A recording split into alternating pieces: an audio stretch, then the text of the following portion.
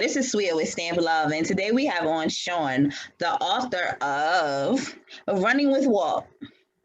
Tell me about yourself and your book. Okay, Running with Walt. It's how a chain-smoking couch potato got off the couch. So when I was 36, I smoked like a chimney, like it was my job. No exercise or anything involved, just a lot of smoking and drinking coffee. And when I was 36, I all of a sudden kind of like got a whiff of myself, and it was this huge epiphany, like, oh my gosh, I smell like a dirty ashtray. And I thought, well, that's not good. So it really nauseated me. And it took me a little bit, but I was able to quit smoking. And at that point, I figured I had been smoking for half my life. And like I said, I smoked like it was my job, pack and a half a day. So I quit smoking, and about 3 years later, thinking that I was healthy because I wasn't smoking, gained quite a bit of weight. But of course, that's always, didn't happen. You have 8,000 excuses for why your clothes aren't fitting, because they're cutting them smaller, obviously, They shrunk in the dryer, Yeah, they shrink in the dryer. The camera's adding 20 pounds now, maybe more. So I finally did realize that I had indeed gained a bunch of weight. So I went to Weight Watchers and started losing the weight. And even prior to this, quitting smoking was the hardest thing I'd ever done in my life. And I know that your mission or your podcast and your blogs are all about mental health, which this really ties in well with that, because after I quit smoking, which again was the hardest thing I've ever done in my life, it really empowered me. I thought, well, oh my gosh, if I can quit smoking, I could probably do a lot more. I'm probably so much more capable of than what I'm giving myself credit for. So I had a job, which was a nice little job. I sat in a little cube and did. That's never good for your health. I know. Sitting on my butt, and it was a nice job, and I sat at a desk and I answered the phone and took orders. And one day I thought there's really got to be more than this, because I thought, 5 years down the road, am I still going to be in the same little chair doing the same little thing? I mean, the people I worked with were nice enough and whatnot, but I thought, well, I'm gonna try to go back to school. So sounds like you seem like you're describing stuck. So stuck in a rut. Right. Just stuck in a rut. And at the time it was comfortable because it's what I knew. I would go to my job and I would do my 8 to 5 or whatever the hours were, and then I'd go home and take care of my kids. And they were like, the older one was in soccer at the time or something. So you'd be doing this and doing that and cleaning the house and, all that. It was just a nice little, routine. Whatever. Routine, same thing all day, every day. So I went back to school and started taking classes in computer science, because I thought this was back like in the, late 80s, early 90s, when computers were kind of up and coming, more so than they are now. They obviously didn't have anything like what we're doing right now. So I started taking computer classes and then ended up getting a degree in computer science. And during that time frame, I also got a new position, transferred companies and everything. and was doing well with that. And it was right around that time that I was going to school, had quit smoking, and was starting to really gain the weight, that I thought, okay, this is going to be a problem, but okay, let's do this. Let's do this. So I joined Weight Watchers and I started losing the weight, and I did lose the weight. And again, I didn't exercise. I mean, that was just, I would hear people talk about it and I think, what's wrong with you? What is wrong with you? And one of the dads on my older son's travel soccer team had started running. And I don't know, Sweya, if you're familiar with the travel teams, whether they're baseball or soccer. Oh, yeah, you're like, oh, yeah. So you spend every weekend with those families. Right. Going to tournaments, and they're just like extended family. So you kind of know everything about everyone. So my friend Walt had started running, and new runners or anybody new in anything really likes to talk about, what their new passion is. So Walt's new passion was running, and his wife, Laura, was kind of sick to death of hearing about it. And other people would just, I don't know, they didn't listen, but being a polite person that's great. That's fascinating. And then you do this and you do that when you're running, and oh my gosh, you got to do this. And I'm like, nice. It's too polite to say, I really don't care because I don't run, and nor am I ever going to run. But it somehow planted a seed. And one day, my one neighbor and I had started walking early in the morning. And one day I thought, I wonder if I could run a little bit. I don't know where that came from, but I about collapsed halfway down the block, thinking, oh, this is the stupidest thing I've ever done. Running is stupid. Kind of slogged my way the rest of the way home, and just for some idiotic reason, just kept trying it again and again and again, and discovered that I enjoyed running. And I was kind of keeping it a secret though, because I didn't want anybody laughing at me, going, who do you think you are? You're not athletic. You're not a runner. But the word kind of got out, and people started offering advice, and it was all very conflicting advice, which is understandable. So I thought, maybe I should go take some classes on this, learning more about my body and exercise and whatnot. So I did. I went to the local community college here and enrolled in Exercise Science 1. And I didn't really realize it at the time, but it was kind of like a bunch of classes grouped together for a certificate, for a fitness certificate, which I still laugh about now, thinking, what was I doing? But I took the first class and I was completely enamored of the instructor. He was just fascinating, which led me to go to the next class and the next class. And I just got totally hooked. And they would always ask, who's here to be a personal trainer? And I'd be like, not me. No. I'm in my 40s now. I'm not going to become a personal trainer at this stage in the game. And who would possibly listen to me? But everybody else would be like, me, I am. And I'm like, well, have a good time with that. So after a couple of years, I actually finished the program.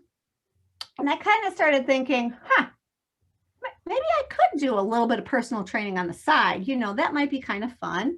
So the certification that I got readied me for a national certification. So I took the test and I became a certified personal trainer. And that was 14 years ago. And so the girl that didn't want to run. Yeah, the girl that didn't want to walk. Didn't want to walk. Didn't want to put down her cigarettes. Didn't want to put down their cigarette. None of the above. Wasn't going to be a personal trainer, is now a personal trainer 14 years. Now a personal trainer, and started out very part-time. And ended up going full-time because I built enough clientele, which to my surprise, built up enough clientele where I quit that full-time job I had and went training and run coaching, developing running programs and stuff full-time. And so that's what I'm doing. And when I kind of entered, I'll call it the running community here in my town, people would say, well, how long have you been running? And at the time I was like, not really that long. And now, personal training and this and that. And they're like, okay, so you used to smoke. I'm like, yeah. And you were overweight. Yeah. And they're like, well, how are you doing this now? This is fantastic. You should really write a book. Well, my friend Walt, I think, is the one that really would say, you really need to write your story, Shawn. And I have jokingly said for years, yeah, I'm going to write a book and it's going to be called Running with Walt. And he'd always say, well, tell me when we're going to have book signings, and I'm like, okay, I will. So I did write the book. It was a few years ago. And I just feel like with the quitting smoking and then that empowering me to go back to school and then lose weight and then, just kind of continuing forward, all of that with the exercise, and I'm not talking like Olympian exercise or anything like that, or, anything crazy, but just getting out and moving right here, mental health. It really, so it releases endorphins in your brain when you exercise, especially when you run, because that's a lot of exercise. Yeah. So, yeah. It makes sense. But what I hear in your story is you continuously overcame and you continuously, regardless of whether you realize what you were doing, you kind of made the intention for the next step. Yeah. Even like your intention was more like, you got to be crazy. Right. I'm not going to be a personal trainer. I'm not doing it. Yeah. But the whole time you were doing it. Yeah, not even really realizing it. And another thing was I kind of thought I want to be a better example to my kids, because I have two boys. They're both grown adults now, of course. But when I kind of started this, like a decade and a half ago, actually like 20 years ago is when I quit smoking. I didn't want them to just think, okay, this is all there is. This is what I do as an adult. I go to work, I come home, I sit on the couch, I watch TV. Then we go to bed. And then we do we just do the whole thing again. So I really wanted them to just be just out there moving and just exploring, creating, and just being aware of all the world around them. A lot for, the stress levels. Getting out, and especially being kids nowadays, I think are really, especially with COVID right now, I can't even imagine. Yeah, they're really couch potatoes. Yeah.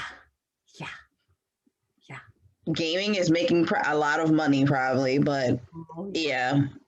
Oh yeah. They're not moving. So we don't know what their physical health is going to be like. Right. Yeah, I can imagine. But it seems like your story has a lot of times where you were kind of thinking about how you couldn't do things and how I'm not doing that. But then you overcome it. Yeah. Small steps at a time, though, and those are keys for life and keys for good mental health. By taking just small little steps, you get to these bigger goals, and you didn't even know you had the bigger goals. You didn't even know you had the bigger goals. No, I had no idea. Yeah, and that you were moving on to your next part of your journey. Yes, yeah, and it was just like you said. It's just all as little baby steps, and I think it's like By the way, I'll send you a copy of my book. I think you'll like it. It's easy reading. But so I'm just going to read you like a sentence from the last chapter. Okay. Now, mind you, the first time I tried to run was a half a block, and I about collapsed in somebody's front yard. Okay. So I did run my very first 5K, which is 3.1 miles in 2003, October of 2003. And then I wrote here, like, it's like the end of the book. Between the years of 2005 and 2014, I crossed the finish line 34 times, running 26.2 miles or longer. That's 16 marathons and 18 ultras. Again, an ultra being longer, anything longer than 26.2 miles. The most common ultra is the 50K, which is 31 miles, and my personal longest distance is 50 miles. Now, if you would have told me prior to trying to run a block and a half to my house and making it a half a block that I would be doing that, no. So it was small steps. It's not like, you wake up and go, and even people that, say, oh, I think I'm going to run a marathon. It's like, all right, how much running are you doing? I mean, you have to take it into small chunks, first the 5K, feel comfortable with that, then the 10K, then the half marathon, then the marathon.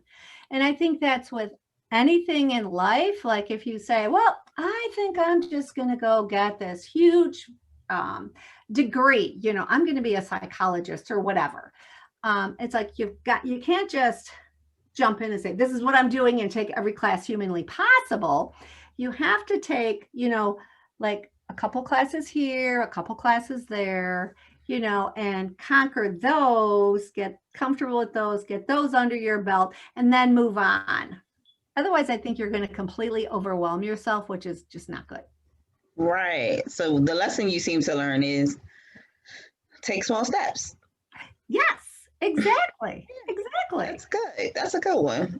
Exactly. And that's good for your mental health, because if you don't, then you'll be overwhelmed and it'll feel like the whole world is on your shoulders. Exactly.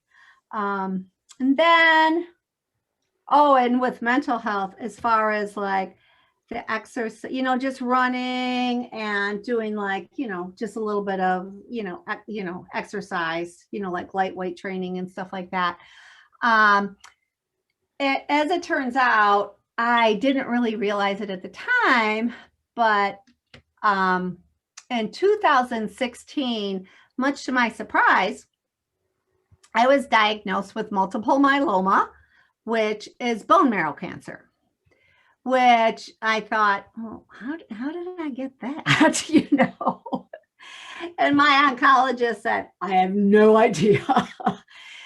He goes, it's nothing you did. It's nothing you ate. It's, they don't really know why people get multiple myeloma, but I do have that. So in 2016, I had to go through a stem cell transplant and, taking chemo pills, and then it reared its ugly little head again in 2018.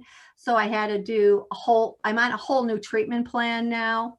And so far it's working, but I think going through all that, just hearing, okay, so you have cancer, you're kind of like, wait, what? And it's shocking. It's there's just so many emotions. There's anger, there's shock, there's disbelief. I admit there's a little bit of pity party in there for yourself. But I think because of where I was mentally and physically, it helped. It really helped, because people would come up to me and they're like, oh, we heard that you had, oh my God, Shawn, you have cancer. And I'm like, I know.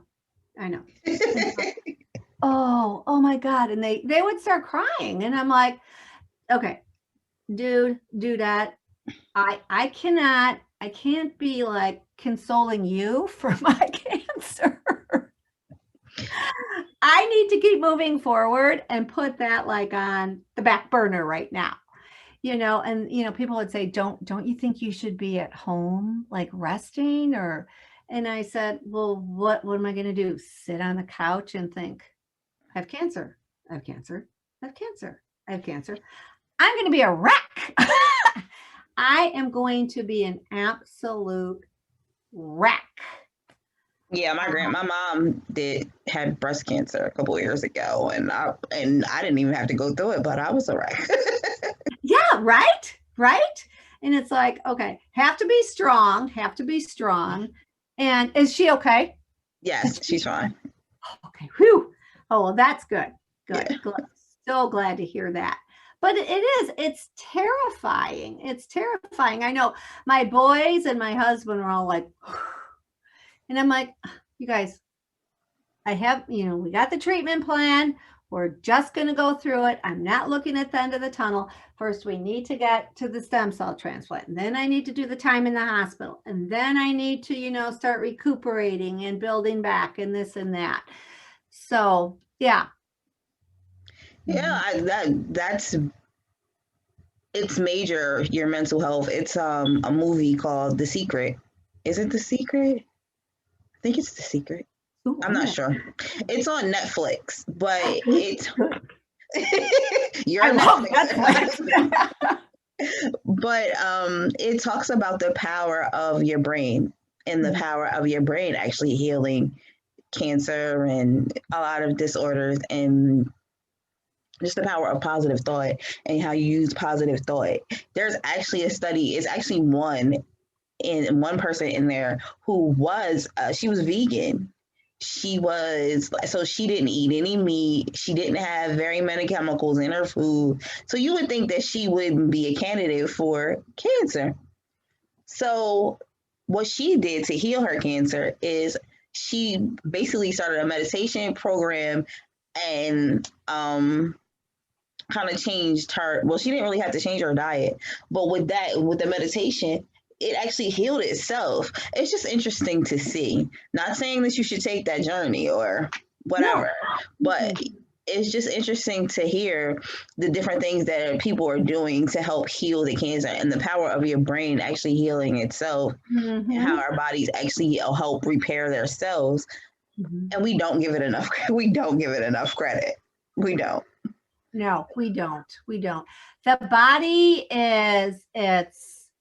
it's fascinating the way it compensates for itself. It's just fascinating because when I was diagnosed, it was oddly enough, mostly with bone marrow cancer, people start breaking their bones because your bones become brittle. And I think because of all my running, all that pounding, they were very surprised at what good shape my bones were in. And mine was discovered through anemia. And I couldn't, my cardio, my hemoglobin fell right into the toilet. And I really had no idea. And when I met my oncologist for the first time, and he was talking to my husband and myself, he said, well, your hemoglobin is a 7. And I said, oh, okay. And he said, the normal hemoglobin is like 12 to 16. Yep. I said, okay. And he said, now you've gotten your body's gotten you all the way down to a 7. And he said, now, if it was me or say your husband here, and if our hemoglobin fell to like a 10, we would already be like this. I said, he said, but your body was so conditioned, and, it was gradually that your body's like, okay, well, we don't have the same hemoglobin, but we're going to keep going. And it finally said, yeah, I'm not going anymore. It got all the way down to a 7. So that's awesome to think about how you can condition your body to keep going, and how you can actually work on yourself to be able to overcome different things, even mentally and physically, and how the mental and the physical work together. We don't give that enough credit either, because it is, you are a whole person and not a individual person. That's the only time that separation is probably good is when you're learning it, like when you're learning different things. That's the only time the separation is probably good. Exactly. And we don't give it enough credit. We need to focus on the whole person and not parts of the person. Yes. Yeah, and like even when you, like, if you think about being a parent, and if you're a parent of multiple kids, your kid with the concern at this point is what you focus on, right? You don't focus on all your, you don't focus on all your kids at the same level at all the time. Like it just kind of is the way it is. But collectively, they're all your kids, so you love all of them, and you put the loving umbrella around all of them. But we don't do that with our own bodies. It doesn't really make sense to me, and it never really has, because you have one body that's with a mind and a heart and a, it just doesn't make sense. It's whole, that has a soul and a spirit, and we need to holistically heal, not just one level. No. So if you could go back and tell that couch potato anything, what would you tell them? Oh gosh, that is a good question. Besides, get off the couch.